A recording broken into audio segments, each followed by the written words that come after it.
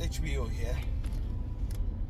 So I listened to the late Kevin Samuel was talking about decision making in the home, and I feel I should say something about it.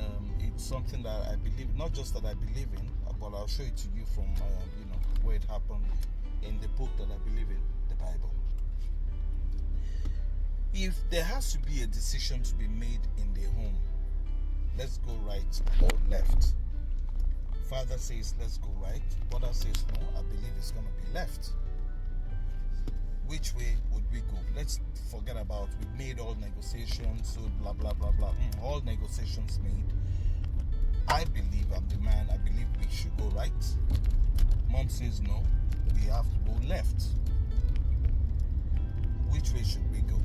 Now you see, this idea of equality in the home, blah, blah, blah, all those things, they are not real. And I'll show you why and how they're not real. Decision making in the home depends heavily on accountability, responsibility. Who's responsible for that decision? The man. Cut the bullshit. The man. Who's going to be accountable, and funnily, to God? Not to man, to God. Who's going to be accountable for the decisions made in his home? The man. Where does the woman's and wife's argument come in to take? Can she be responsible for her decision? No. Now, how do I show you? Let's go to the Bible. Hagar, Sarah, Abraham. God says, Abraham, you're going to have a child. Sarah, you're going to have a child. She laughed. And she said, you know what? It's taking time. Abraham, just go in, make Hagar pregnant. And, well, maybe that's just God's promise. You have a child, you have a child. Well, that's what God promised. Even if it doesn't come from me, I have a child anyway. So, man, sometimes we want to please our wives and we do what they say without thinking of responsibility and accountability. So Abraham in his foolishness, I am not sorry to use that word. Abraham in his foolishness went in believing, relying, and obeying his wife, went in and got a guy pregnant. Now, trouble started in the home. And guess what? Sarah says, Oga, see wetin your wife they do me. My wife, you are the one that told me to go and meet. Before uncle, if I tell you to go and do it, are you not the man? Are you not supposed to know that you're not supposed to do it? Digest it. You are the man. If I tell you to do it, you are the one who's meant to be accountable, even to God and even to me, on the decision you made, even though I asked you to go and do it.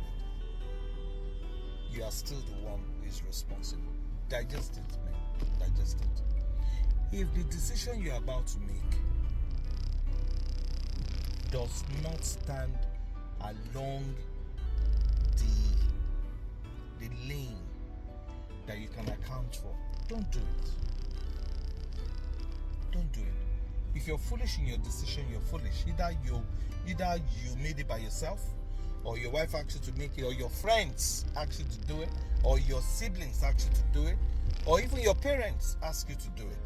You are still responsible. And you know what's funny?